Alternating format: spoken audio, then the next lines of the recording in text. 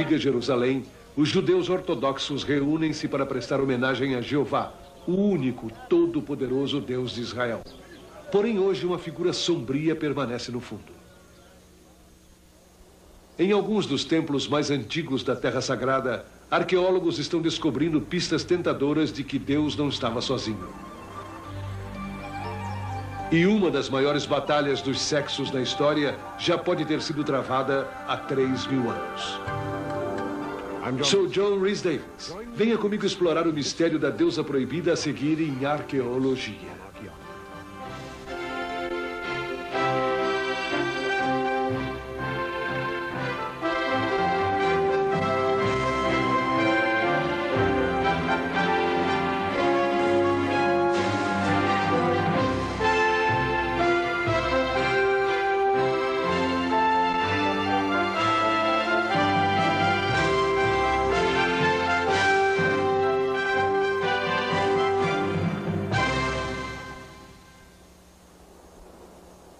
Quando os israelitas, segundo os registros bíblicos, primeiramente surgiram no palco mundial, fizeram uma coisa que nenhuma outra nação na história humana havia feito antes. Abandonaram os rituais pagãos do passado para forjar uma aliança com um único Deus, a quem chamaram Yahweh.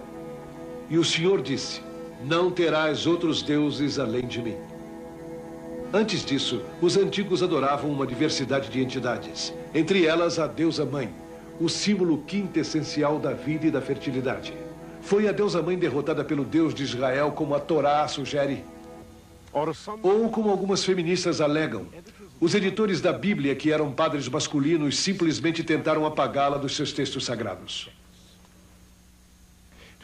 Hoje, arqueólogos estão descobrindo evidências extraordinárias de que Yahweh poderia ter tido uma rival ou talvez uma companheira, e seu nome era Asherah. A deusa proibida.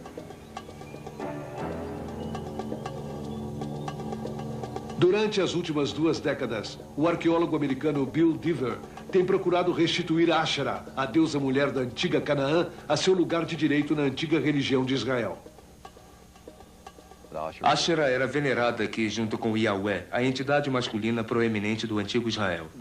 A Torá nos dá uma noção idealista de que havia apenas uma única entidade, porém na realidade havia mais de 40 referências a Asherah, ou a seu símbolo. Portanto, ela é bem conhecida dos escritores da Bíblia. Deuses pagãos na Terra Sagrada. Bem antes de Yahweh emergir como único Deus de Israel, um panteão de entidades mitológicas, tanto masculinas como femininas, e especialmente pares divinos, controlavam o destino do mundo antigo. No Egito eram Ísis e Osíris, na Grécia Hera e Zeus, na Babilônia Ishtar e Tamuz, e em Canaã os grandes deuses Ael e Baal, e as deusas dominavam o céu e a terra. Bill Dever está convencido de que os israelitas se apegavam a seus deuses pagãos, inclusive a deusa dos cananeus, Asherah. Ela era a principal entidade feminina no panteão cananeu, e lá foi associada com Ael, o deus-chefe masculino. Portanto, os israelitas mantiveram o culto a Asherah vindo de seus antepassados cananeus. No Negev, ao sul de Jerusalém, arqueólogos estão encontrando evidências surpreendentes de que Dever pode estar certo. Aqui no templo de Arad, as escavações revelaram que este era um local de culto onde Yahweh e Asherah podem ter sido adorados. No santuário interno, ou o sagrado dos sagrados, 2 altares foram encontrados diante de um par de pedras verticais. Estas não são pedras comuns, representam uma entidade ou entidades, e aqui temos 2 delas. Podemos apenas dizer que a pedra maior representa Yahweh, o deus masculino do antigo Israel, e a menor representaria então Asherah, sua companheira, a deusa-mãe. No pátio externo do templo havia outro altar, onde tigelas dos padres e cinzas de ossos de animais queimados foram encontrados, sugerindo adoração de culto. A descoberta de uma irmandade local no campo e os altares incomuns com pedras duplas sugerem que o culto a Asherah pode ter sido bem mais difundido do que qualquer um poderia ter imaginado. Na base do altar encontraram um leão ou leoa de bronze, e Asherah é geralmente associada no mundo cananeu com a imagem do leão. Ela é a dama-leão. O fato de que entregariam uma oferenda a um leão votivo sugere para mim, pelo menos, que Asherah era venerada aqui junto com Yahweh, a entidade masculina proeminente do antigo Israel. A prova de que Asherah foi adorada no antigo Israel é ardentemente discutida. E a evidência é insuficiente. Porém, mesmo assim, a arqueologia revelou que, apesar do que muitas passagens da Bíblia dizem, os israelitas podem ter adorado mais de um deus, e até mesmo uma deusa. Considere a antiga cidade de Dan, nos montes ao norte de Israel. O veterano arqueólogo de 84 anos, Avram Biran, começou primeiro a escavar aqui nos anos 60. Resultou ser uma das cidades mais importantes da antiga Israel, a capital do norte, e um importante centro de culto nas correntes entrelaçadas de culturas e práticas religiosas. Perto de uma fonte que é o início do rio Jordão, ele encontrou uma plataforma elevada de pedras de 5 metros quadrados, o que a Bíblia chama de um local elevado. Este é o local elevado. Aqui encontramos os degraus que levavam ao principal altar central com os 4 chifres no topo. Na direção oeste, onde encontramos a sala do altar, com 2 altares menores, e depois, mais além, havia uma câmara longa com 2 mesas, provavelmente para as oferendas. 2 décadas mais tarde, Biran faria uma descoberta igualmente fantástica, outro local de culto dentro do portão da cidade. A descoberta mais emocionante de 1992 e bastante inesperada foi esta instalação com 5 pedras erguidas com um banco na frente e perto dela talvez 25 vasos. Ora, chegamos à conclusão de que o que temos aqui são 5 vasos, 5 matzebot ou pilares sagrados, e os vasos foram usados como oferendas para a entidade. Biran diz que não era um local incomum para a veneração, levantando a questão: que deus ou deuses eram adorados aqui? A descoberta de um local de culto não sagrado em Dan provocaria perguntas inquietantes sobre as práticas religiosas dos primeiros israelitas. Uma prova de adoração de culto foi descoberta em Dan, mas era Asherah o objeto do culto? Talvez não. Em 1968, Bill Dever encontrou uma inscrição em um túmulo em Al-On, nas colinas de Judá. Ele alega que era uma prova arqueológica definitiva da existência de Asherah no antigo Israel. Estudiosos, por consenso, interpretaram como "e de seus inimigos salvo por sua Asherah".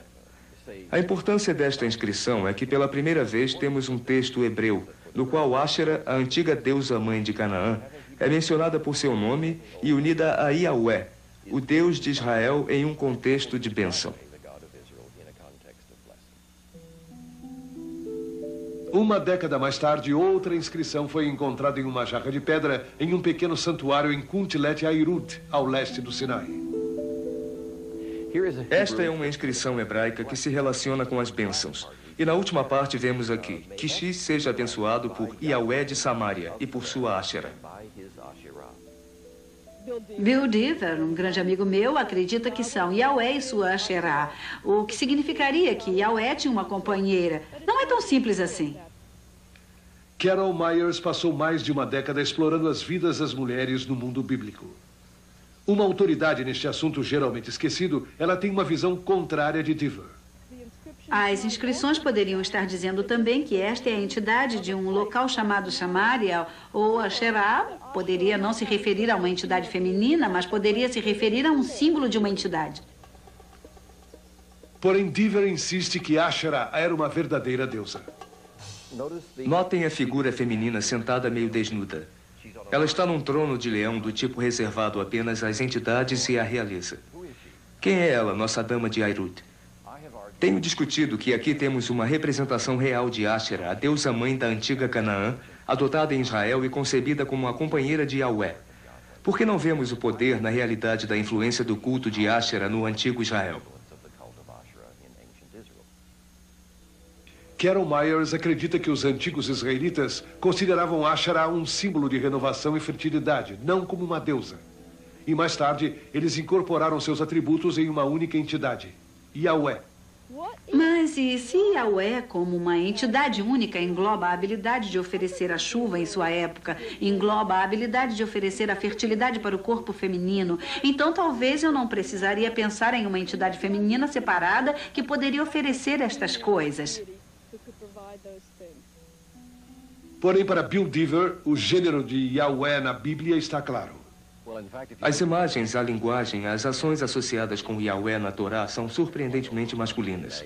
Para mim, isto explica por que metade da população de Israel, as mulheres, sentindo-se ignoradas, desenvolveram um culto a Ásherah, com o qual se sentiam mais confortáveis.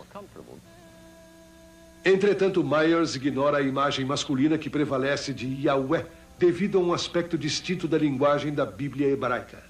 O hebraico é uma linguagem que tem masculino e feminino, mas não o neutro. Portanto, a palavra Deus, ou o nome de Deus, deve ser masculina ou feminina.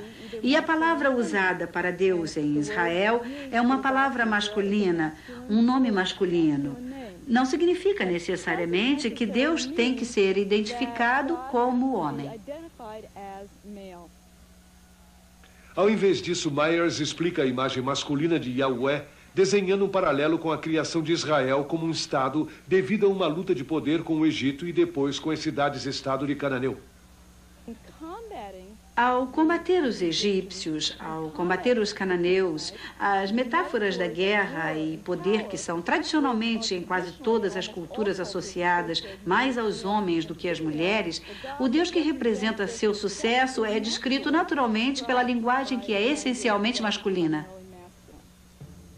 A discussão eventualmente chega a um ponto. Era Deus sexual? O transcendente versus o material. Novamente, Myers e Deaver discordam.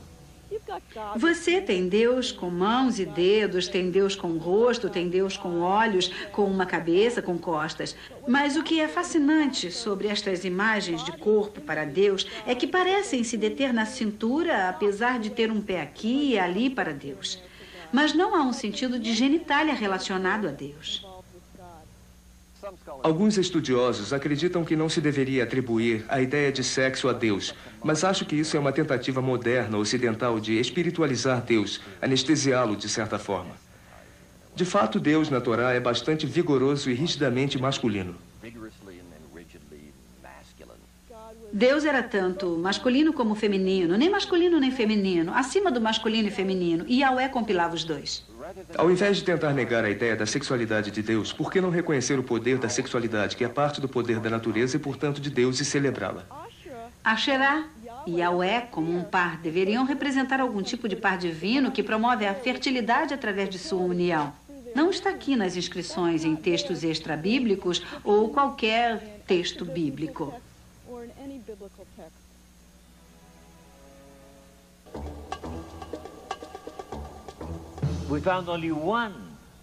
Encontramos apenas a cabeça de uma estatueta, que eu gosto particularmente porque tem uma expressão muito trágica. Como se marcasse as tragédias da humanidade em seu rosto. Eu não posso pensar nela como sendo uma Asherah. Estatuetas não são necessariamente entidades, e certamente não Asherah. Voltando à famosa Dama do Leão. Evidência para Bill Deaver de que Asherah existiu como uma deusa no início de Israel. A Dama Leão é um tema familiar da mitologia cananeia. Num altar de oferendas de 3.000 anos de terracota, provavelmente um modelo de um templo e um dos melhores exemplos da arte israelita em existência. Seu simbolismo é mistificante e para Deaver ela está abaixo de onde Yahweh teria estado. Acima está um touro levando um disco do sol. Sob ele, 2 leões com asas e 2 gazelas ao lado da árvore sagrada. Abaixo disto, outro par de leões com asas ladeando uma porta vazia. Esta seria a porta para o templo, mas não há ninguém na porta. Não pode representar Yahweh, o Deus de Israel. No fundo, temos outro par de leões. E parado entre eles, temos uma mulher nua nos olhando. O busto e a vulva aparecem bastante claros. Quem é esta mulher? Sabemos que Asherah está ligada aos leões no período cananeu. E se perguntarmos quem é esta estatueta feminina em um pedaço de arte israelita, temos que responder, é Asherah, a Dama do Leão. Demonstra que o culto a Asherah existiu não no final da história de Israel, mas no início. A época de Salomão, quando o templo estava sendo construído em Jerusalém e a veneração estava centralizada, quando Yahweh é, pelo menos em teoria, o único Deus em Israel. Mas aqui está Asherah, que é a companheira de Yahweh. Ela não deveria estar aqui, mas está. Não vejo objeção em compreender que nestas inscrições temos uma verdadeira deusa. Acho que toda a evidência é a favor. Por que não? O arqueólogo israelense Amihai Mazar tornou as origens cananeias da antiga Israel sua especialidade. A entidade feminina é a entidade mais antiga conhecida para nós. Se olharmos para trás, 6.000, 5.000, 4.000 anos antes de Cristo. Só mais tarde temos deuses masculinos. O deus da tempestade, do tempo, da guerra foram acrescentados. Mas sempre temos no Antigo Oriente Próximo deuses e deusas definitivamente.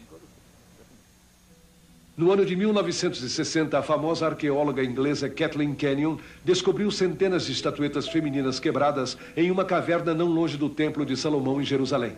Alguns estudiosos acham que a descoberta confirmou o Templo de Jerusalém. Outros acham que ela determinou o fim dos cultos pagãos pelo rei Josia, que ordenou que todos os vasos feitos para Baal e Asherah fossem levados para fora do Templo do Senhor e destruídos. Mas é interessante que exatamente naquele período, os séculos 8, 7 e 6, as estatuetas eram mais comuns do que nunca.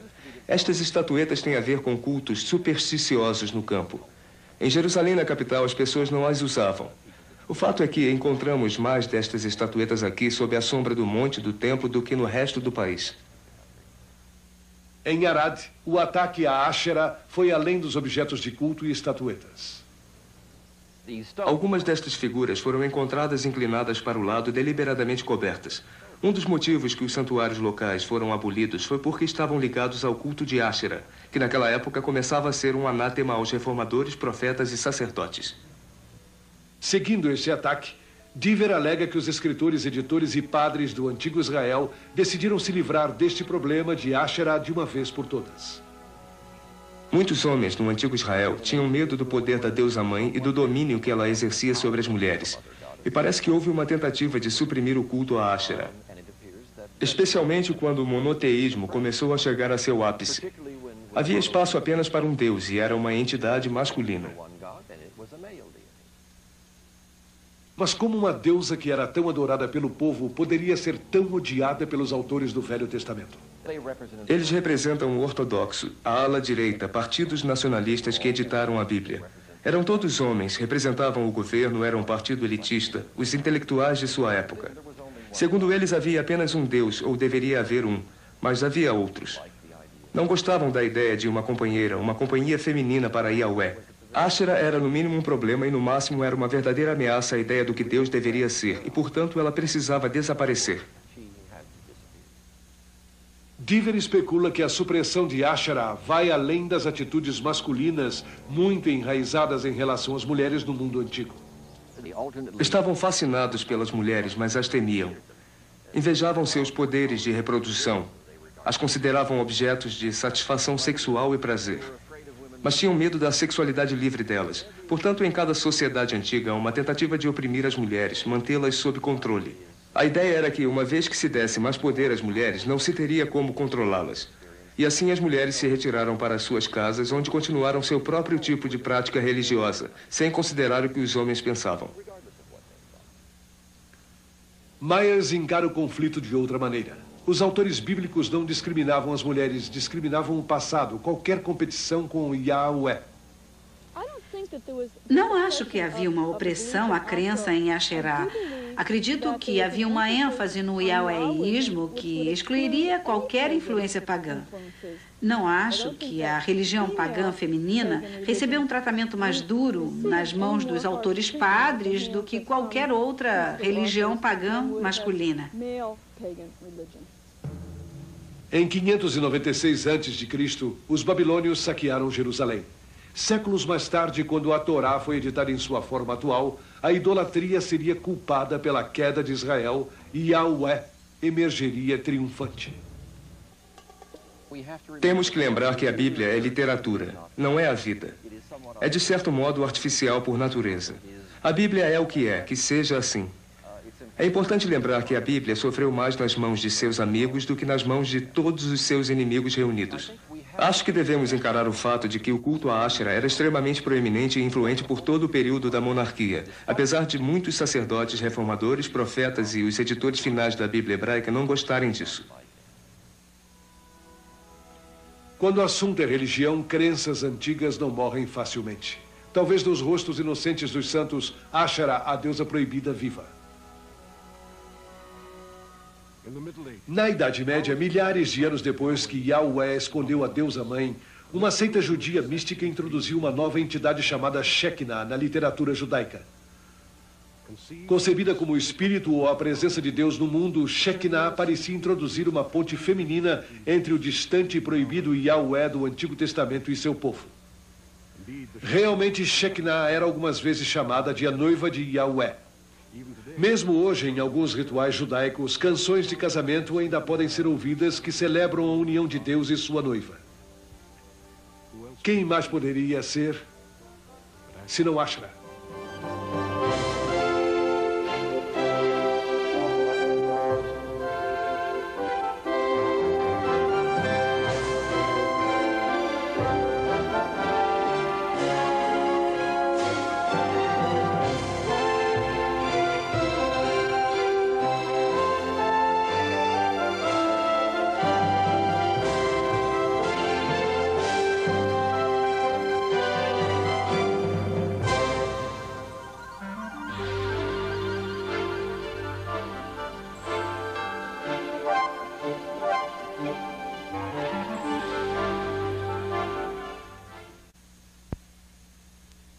Of the sexual